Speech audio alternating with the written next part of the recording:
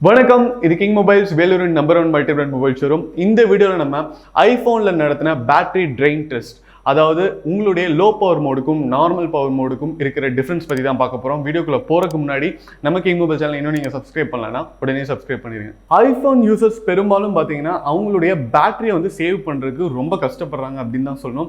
ஏன்னா எங்கே போனாலும் அவங்களுக்கு வந்து சார்ஜிங் போர்ட் வந்து கிடைக்காது. இப்போ வந்து நம்ம சி டைப் யூஸ் பண்ணுறதா இருந்தால் எங்கே வேணாலும் சார்ஜ் பண்ணிக்கலாம். பட் ஐஃபோன் அப்படிங்கிறது வந்து ரொம்ப ரேர் அப்படின்னு தான் சொல்லணும். யாராவது உங்களுக்கு தெரிஞ்சவங்க வந்து ஐஃபோன் யூஸ் பண்ணுறவங்களா இருந்தால் அவங்க வீட்டில் வந்து சார்ஜர் இருக்கும்.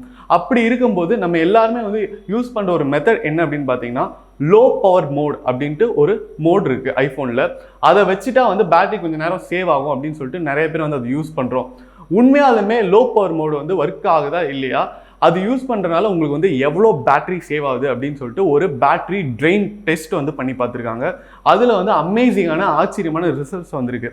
என்ன ரிசல்ட் அப்படின்னு கேட்டிங்கன்னா கண்டிப்பாக வந்து நீங்களும் ஆச்சரியப்படுவீங்க. அது என்னன்னு பார்ப்போம். ஸோ அதை பார்க்கறதுக்கு முன்னாடி இந்த டெஸ்ட்டை வந்து அவங்க எப்படி பண்ணியிருக்காங்க அப்படிங்கிறது வந்து ரொம்ப ரொம்ப முக்கியம். ஸோ இந்த டெஸ்ட்டுக்கு பார்த்தீங்கன்னா உங்களுக்கு வந்து iPhone 12 எடுத்திருக்காங்க. இப்போ நீங்கள் வந்து ஒரு iPhone 12ஐயும் ஒரு iPhone 11ஐயும் கம்பேர் பண்ண முடியாது. ஏன்னா டிஸ்பிளே டைப்பே மாறும். QLED அதுக்கப்புறம் உங்களுக்கு வந்து LCD இது மாதிரி டிஃப்ரென்சஸ் வரக்கூடாது அப்படிங்கிறதுக்காக ரெண்டு ஃபோனுமே வந்து iPhone 12 எடுத்திருக்காங்க. ரெண்டு ஃபோன்லையுமே வந்து ஒரே நெட்வொர்க் ஒரே டவர் ரிசீவ் ஆகிற மாதிரி வச்சுருக்காங்க. ரெண்டு ஃபோன்லையுமே பார்த்தீங்கன்னா iOS 14 சீரீஸ் தான் இருந்திருக்கு. ரெண்டு ஃபோன்லையுமே பார்த்தீங்கன்னா உங்களுக்கு வந்து ஒரே விதமான பிரைட்னஸ் செட்டிங் தான் இருந்திருக்கு. அதாவது 200 nits வந்து வச்சுருக்காங்க. இப்போ ரெண்டு ஃபோனுமே பார்த்தீங்கன்னா உங்களுக்கு வந்து எந்த வித்தியாசமுமே இல்லை அப்படின்னு தான் சொல்லணும். ஒரே மாதிரி உங்களுக்கு 100% சார்ஜ் பண்ணி ரெண்டு ஃபோனையும் வந்து ஒரே மாதிரி யூஸ் பண்ணி பார்த்துருக்காங்க. இப்படி யூஸ் பண்ணும்போது கிட்டத்தட்ட 1 மணி நேரத்துலேருந்து 2 மணி நேரம் வரைக்கும் யூஸ் பண்ணி பார்த்துருக்காங்க. ஒரு ஃபோனில் வந்து உங்களுக்கு வந்து லோ பவர் மோட் வச்சுருக்காங்க, இன்னொரு ஃபோனில் பார்த்தீங்கன்னா உங்களுக்கு வந்து நார்மல் மோட் வச்சுருக்காங்க. யூஸ் பண்ண உங்களுக்கு வந்து எந்த விதமான டிஃப்ரென்ஸுமே இல்லை. பட் உங்களுக்கு வந்து லோ பவர் மோடு வச்சிருக்கிற ஃபோனில் பார்த்தீங்கன்னா உங்களுக்கு வந்து ரொம்ப ரொம்ப மைன்யூட் டிஃப்ரென்ஸ் தான் இருக்குது. கிட்டத்தட்ட ஒரு 2%லேருந்து 3% வரைக்கும் தான் உங்களுக்கு வந்து பேட்டரி வந்து சேவ் ஆகிருக்கு. மற்றபடி உங்களுக்கு வந்து ரெண்டு ஃபோன்லையுமே வந்து ஒரே மாதிரியான யூசேஜ் தான் இருந்திருக்கு அப்படின்னு சொல்கிறாங்க. இது கேட்குறது வந்து ரொம்ப ஆச்சரியமாக இருக்குது. நம்ம எப்போ வந்து லோ பவர் மோட் போட்டாலும் ஓகே, இப்போ வந்து ஒரு 10% செலவாகுது அப்படின்னா நம்மளுக்கு வந்து ஒரு 5% தான் செலவாகும் பேட்டரி அப்படின்னு நினச்சிட்டு இருப்போம். ஏன்னா இது வந்து டிஸ்பிளே பிரைட்னஸை மட்டும் கம்மி பண்ணாது, பேக்ரவுண்ட் ப்ராசஸையும் லிமிட் பண்ணிடும் அப்படிங்கிறது தான் வந்து ஐஃபோன் ப்ராமிஸ் பண்ணுறது.